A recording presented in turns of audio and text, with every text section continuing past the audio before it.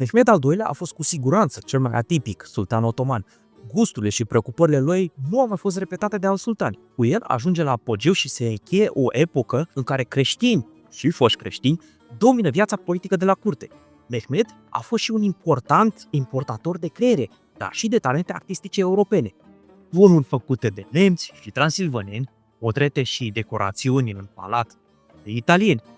Însă toate acestea și campaniile militare anuale au supra-solicitat resursele economice ale Imperiului, forțându-l pe sultan să recurgă la măsuri nu l-au făcut deloc iubit între contemporani.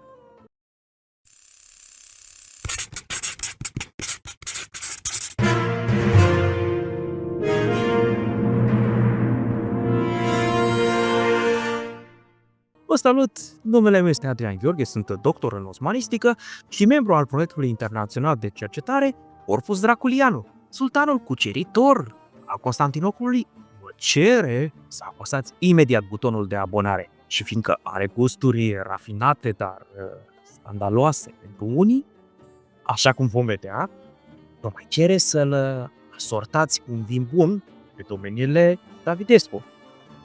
Mai așa, vom ajunge cu voioșie la 30.000 de abonați până la sfârșitul anului. Și cum spune fermanul sultanului, șoile bilersiz, altfel să nu fie.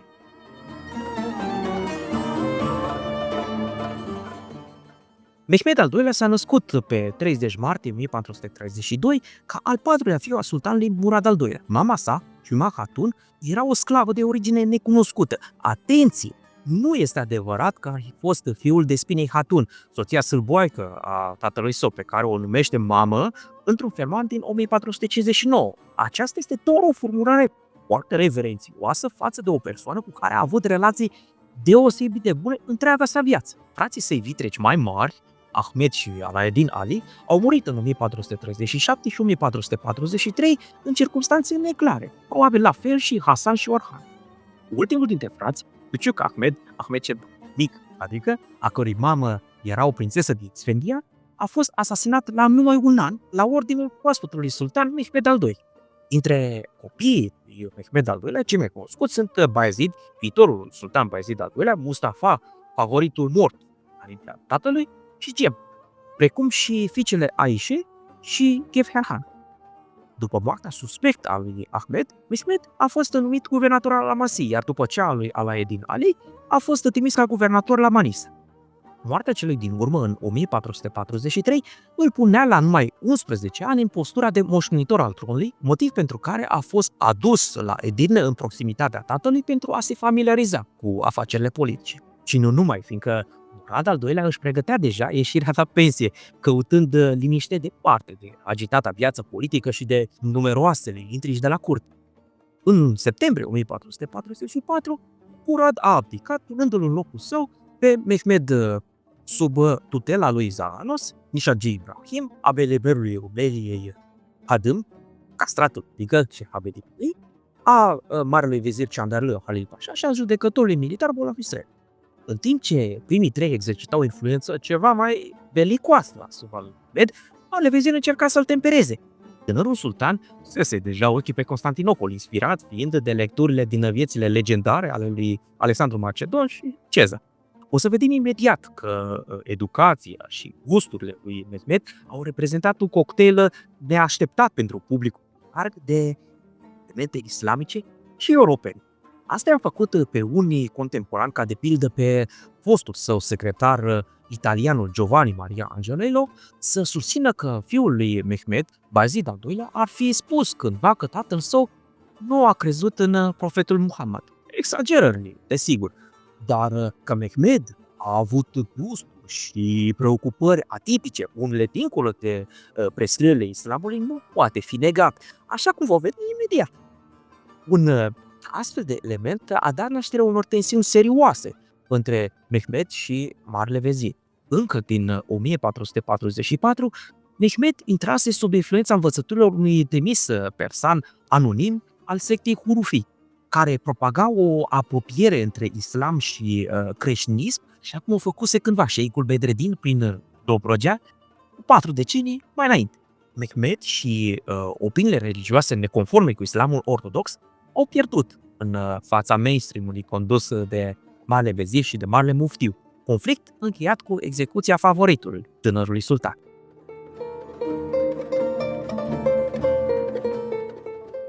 După renunțarea benevolă la tron, Murad al II-lea cerea oficial printr-o declarație adresată pe Câmpia Mihalăci, trupelor de poartă ca Păcălu și elitelor conducătoare, fiul său Mehmed să fie recunoscut sultan. Scopul era să-l împiedice pe prințul Orhan, care se declara nepot al Bayezid Răznetul și se afla sub protecția Bazileului din Constantinopol, să revedice tronul. Pe plan intern, succesiunea a funcționat fără probleme, însă pe plan extern, aceasta a deschis o fereastră de oportunități. Adversarii otomani, crezând că pot profita din nesiguranțele acestei perioade de tranziție a puterii. Campania lui Iancu de Hunedoara din iarna 1443-1444 se încheiase cu un armistițiu, căruia tot ungurii i-au pus capăt prin lansarea Cruciadei culminate nefast la Varna. Însă acest succes militar otoman nu este datorat lui Mehmed, ci tocmai tatălui său, care a fost adus în mare grabă în Europa pentru a coordona răspunsul la amenințarea Cruciadă. Dacă vă doriți un episod pe larg despre aceste prejurări, scrieți-mi mai jos în comentarii. Dar mai înainte, aruncați o privire atentă aici. După victoria de la Varna, Murad al II-lea a cedat complet tronului Mehmed, retrăgându-se la Manis. Însă nu pentru mult timp, fiindcă în urma revoltei inicierilor din 1446, Murad al II-lea a fost chemat înapoi. Preluând tronul, acesta l-a trimis pe Mehmed la Manisa ca guvernator. A continuat însă să-l implice în campanii militare majore, așa cum a fost cazul celei de-a doua bătălii de pe Câmpia Miernei, Kosovo-Polie, în 1448. După moartea tatălui, Mehmed a urcat iarăși, definitiv, tron pe 18 februarie 1451, la vârsta de aproape 19 ani. Se pare că a calmat repede o revoltă a inicierilor în îndeletnicire obișnuită, atunci când se schimbau sultani. Ca o mică paranteză, aceste revolte reprezentau o șantajare a noului sultan, care încă nu stătea fix în șa. Din acest motiv, noi sultani erau nevoiți să bată un prim tiraj de monede specială pentru cumpărarea bunăvoinței și atașamentului ienicierilor și a celorlalte trupe de poartă. Voi menționa aici în mod evident toate campaniile și mai ales pe cele care au fost tratate în episoade speciale sau vor fi tratate în episoade speciale. Ciria Constantinopol, 1453, campania lui împotriva lui Vlad Țepeș, 1462 și, bineînțeles, cine împotriva lui Ștefan cel Mare. Și desigur, nici sutele de incursiuni ale comandanților săi de artângii despre care v-am vorbit aici. După luarea Constantinopolului, noua țintă a lui Mehmed a devenit evident. A zice, principalul său adversar regional, Regatul Ungariei, mai ales după ce acesta pierduse la rând două ciumuri de proporții, la Varna, 1444, și la Kosovo, în 1448. Cheia către Regatul Ungariei era Belgradul, pe care Mehmed îl revendica ca partea Serbiei, cucerită în 1455. Sultanul a fost însă înfrânt în august 1456 de Iancu și de cruciații conduși de predicatorul Giovanni da Capistrano, în urma unei aprige rezistențe și a unui atac mai degrabă norocos decât produsul unei discusințe militare. În ciuda acestei înfrângeri, Mehmed a reușit totuși să integreze până în 1459 Serbia și Bosnia complet în Imperiul Otoman. După slăbirea concurenței maghiare pe Dunăre, următoarele ținte au devenit Marea Neagră și Mediterana. În 1461, Mehmed a cucerit Trapezund, ultima rămășiță a Imperiului Bizantin și aliat al principelui turcoman Akullu, Uzun Hasan și al Veneției. După întârzierea cauzată de revolta lui Vlad Țepeș, răzbunarea sultanului a stârnit în 1453 lungul conflict cu Veneția, încheiat abia în 1479 cu pierderea supremației în estul Mediteranei de către Serenissimo. Totodată, Marea Neagră devenea practic o mare internă otomană prin cucerirea Crimeei și a coloniilor genoveze de acolo în 1475. Însă, nu o mare închisă, așa cum a pretins greșit istoriografia mai veche. Otomanii erau chiar atât de stupizi să interzică intensul comerț maritim care le umplea pungile până la urmă. Ruperea hegemoniei militare venețiene a permis și aventura otomană în Italia, prin cucerirea orașului Otranto în 1480, proiect abandonat doar prin moartea inițiatorului său, sultanul Mehmed al II. După punerea cu totul pe tabe a venețienilor, următoarea mare buturugă de răsturnat era în Anatolia, unde Uzun Hasan încerca să se profileze ca un nou Timur Lenk, iar Karamanul rămăsese ultimul belic încă necucerit de otomani. Negocierile diplomatice prelungite cu Veneția și Ungaria și pauzele de război aferente din vest i-au permis să-și mobilizeze trupele spre Anatolia. Campania în Anatolia s-a încheiat cu succes în 1474, după înfrângerea definitivă a Confederației Conlu condusă de Uzun Hasan și aliată cu Veneția, în bătălia de la Otluk Beli din 1473.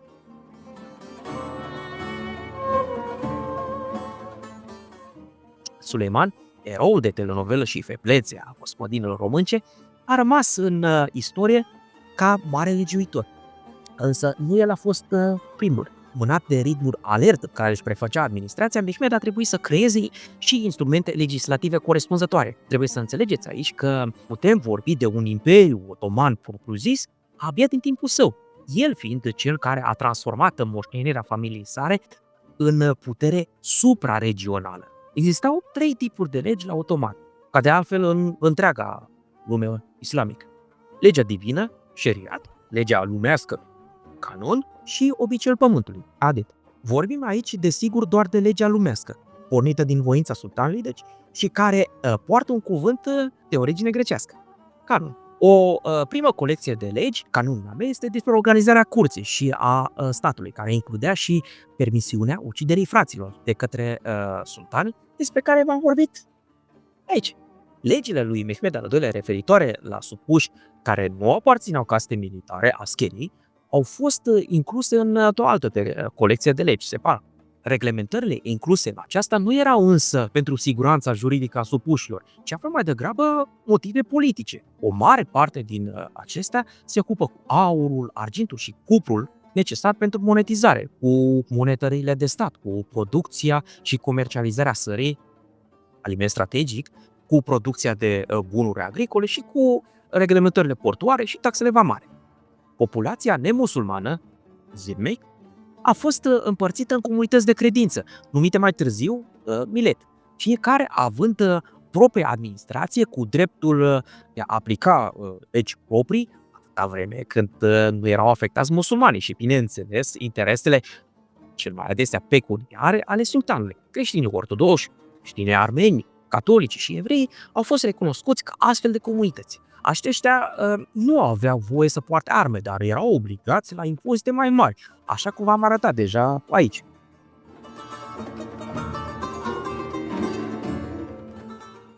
După cum nu ar fi existat un Constantin cel Mare fără Dioclețian, ori un Justinian fără Justin, nici Mehmed nu ar fi putut transforma imperiul atât de eficient fără fundamentele puse de tatăl său, Murad al II-lea.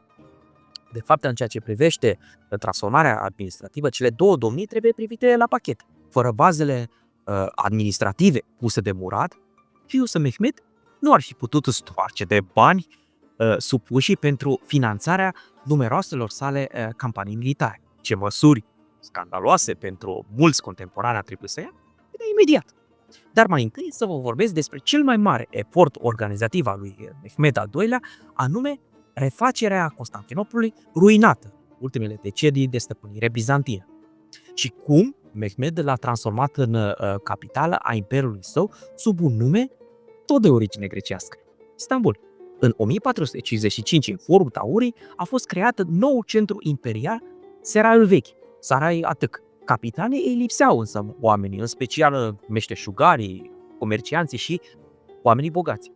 Primul recensământ al orașului realizat în decembrie 1455 și păstrat într-un registru incomplet, consemna 918 gospodării, hane, din care 219 erau goale ori în ruină. Deci, în cele aproape 700 de gospodării intacte, dacă mai locuiau 3500 de oameni.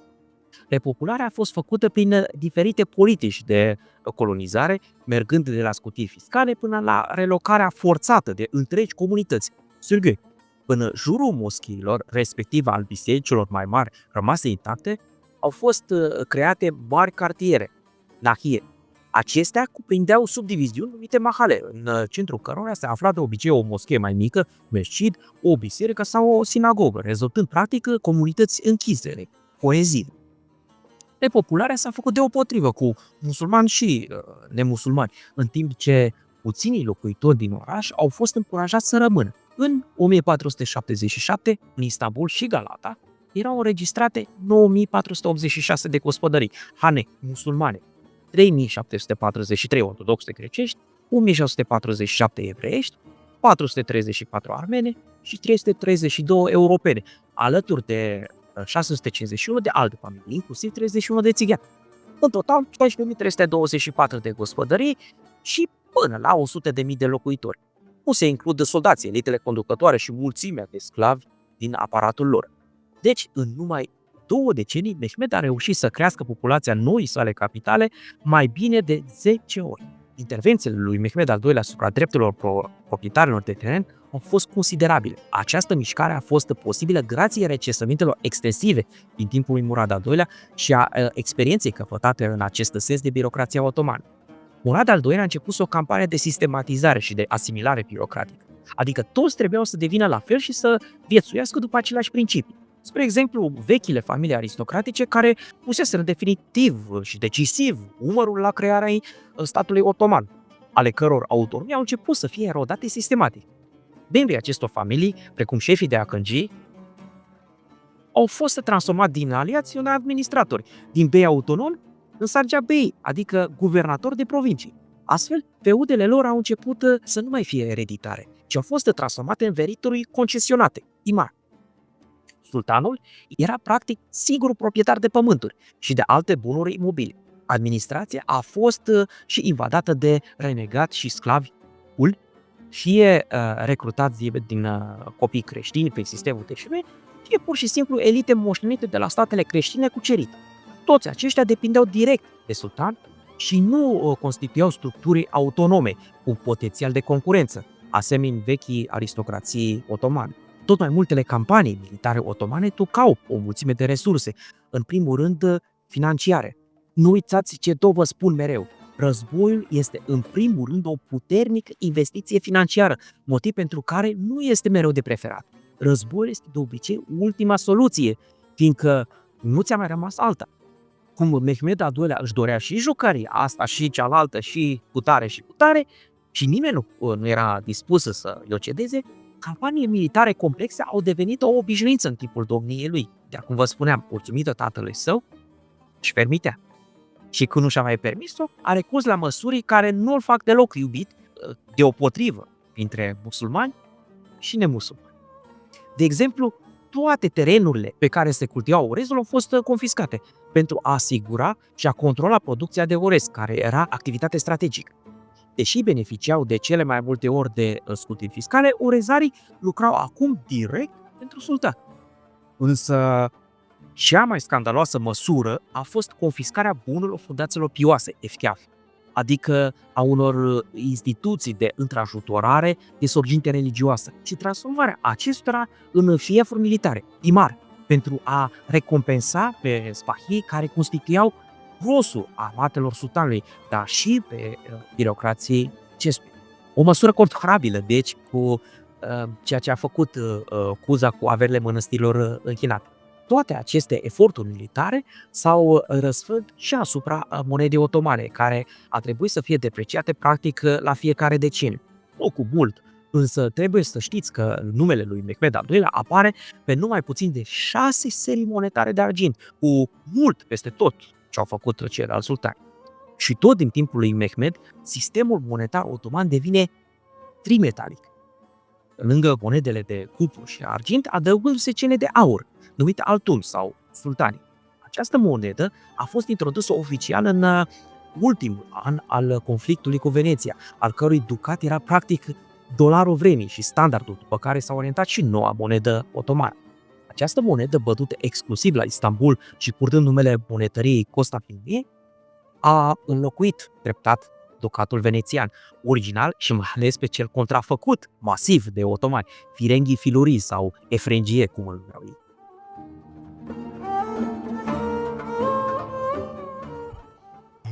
Mehmed este singurul sultan otoman dinainte de perioada modernă, firește, care și-a comandat diferite reprezentări iconografice de tip european, cu toate că acestea sunt strict interzise în islam. Mai mult decât scopul propagandistic pe care unele dintre acestea le inspirau, Mehmed se pare că a fost cu totul fascinat de ele. A făcut eforturi deosebite să aducă la curtea sa artiști, unora probabil le-a privit peste umăr și în fascinarea asta pentru această artă a încercat din când în când să le fure meseria, așa cum o probează cele câteva schițe care ne-au supraviețuit din pana sa. Încă din jurul anului 1460 a comandat prima sa medalie de bronză, probabil realizat de Pietro da Milano, care poartă o inscripție latină și o titulatură care îmbină tradiția vest-europeană și pe cea orientală. Acesta este totodată și cel mai vechi portret cunoscut al Mehmed. Cele clasice, cunoscute nouă din cărțile de istorie, sunt târzii din ultimii săi ani de viață, când devenise obez. După tratatul de pace cu Veneția din 1479, Mehmed al II-lea a cerut Senatului Republicii să-i trimită un artist de portrete capabil. Așa a ajuns la Istanbul celebrul Gentile Bellini, cel care i-a făcut în 1480 cel mai cunoscut dintre toate portretele. Acesta a servit ca pictor de curte pentru sultanul pasionat de Aldă în ultimii săi 2 ani de viață, decorând, în ciuda interdicțiilor musulmane asupra imaginilor, camerele sale private, cu reprezentări figurative, așa cum ne informează același secretar Angiolei. După moarte, fiul și succesorul său, Bayezid al II-lea, rămas în istorie cu supranumele Piosul, Bellini, i-a vândut imediat pe piață aceste imagini. Tot Bellini i-a proiectat și mai multe medalii pe lângă cunoscutul portret pe pânză. Imaginea sultanului este înfățișată într-un cadru de inspirație antică, tipic venețian, având 2 grupuri de câte 3 coroane, fiecare reprezentând împărățiile înfrânte. Mehmed, Grecia, Imperiul Bizantin sau Media, Trapezuntul, împărăția, Imperiul din Trapezunt și Asia, cu belicurile Aconelu și Caraman. Mehmed al II-lea a încercat chiar să creeze la curtea sa un curent artistic de inspirație italiană, așa cum ne indică unele miniaturi otomane contemporane. Pictorul său de curte, Sinan Bey, și elevul acesta, Șeblizadeh Ahmed, au dezvoltat o artă portretistică nouă, influențată de pictorii italieni. De mai multe ori, Mehmed a solicitat prin intermediul principilor și orașelor italiene sculptori, gravori, medalieri și turnători în bronz și șlefuitori de cristal. Numai câțiva dintre acești artiști care au venit la curtea lui Mehmed sunt cunoscuți cu numele: Costanzo da Ferrara, Bertoldo di Giovanni și Bartolomeo Bellan. Ca mulți alții sultani otomani, Mehmed a scris și poezii, aproape exclusiv în limba osmană, sub pseudonimul literar Avni, ajutător sau susținător. Divanul său, o colecție de peste 80 de poezii, conține atât versuri pur poetice, cât și versuri cu caracter politic și propagandistic. Surprinzător pentru noi, poate, unele au în înțelegerea noastră un pronunțat caracter homoerotic. Spre exemplu, într-una dintre ele, Mehmed descrie frumusețea unui tânăr diacon creștin, țintă a pasiunilor și tentativelor sale de seducere. În cercul său direct, mai elitist, Mehmed a promovat poezia în limba persană, limba liricii par excellence. Contemporanele sale, Zeynep Hatun și Mihri Hatun, au existat poetese pe vremea. I-au dedicat lui Mehmed divanurile lor, cu poezii persane și osmane. Cum poeziile se recitau pe un fond de muzică instrumentală, nu ar trebui să ne surprindă că Mehmed al II-lea s-a ocupat și de muzică, fiindcă muzica persană preferată la curte nu folosea note muzicale proprii, el a cerut ca melodiile persane să fie notate de cântăreți greci după auz, folosind notele bizantine, pe care le mai folosim și noi azi în biserică. Pentru sarcini militare și oficiare, în Constantinopol și mai târziu și în alte părți, a fost formată o orchestră numită Mehteran.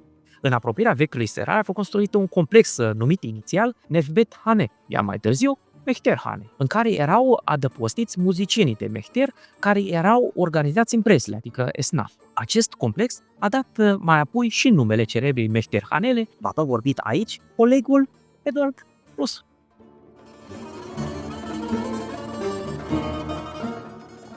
Mehmed al II-lea, care de aproape un deceniu suferea de gută, o mare obezitate și de edeme la picioare, toate acestea pe fondul consumului său excesiv de carne și a traiului sedentar, a murit pe 3 mai 1481 în așa numita pajiștea conducătorului, Tekfir Cairă sau Hünkar Cairă, în tabăra de lângă Gebze, în timp ce își aduna armata pentru o nouă campanie. Se bănuiește că sultanul dorea să-și îndrepte trupele spre Rodos sau spre Siria, care era atunci partea Imperiului Mameluc. Pe baza cronicarului otoman Aşık Paşazade, s-a tot speculat despre o posibilă otrăvire comandată de către venețieni sau de către prințul Bayezid, căzut în disgrație din cauza consumului excesiv de opiu.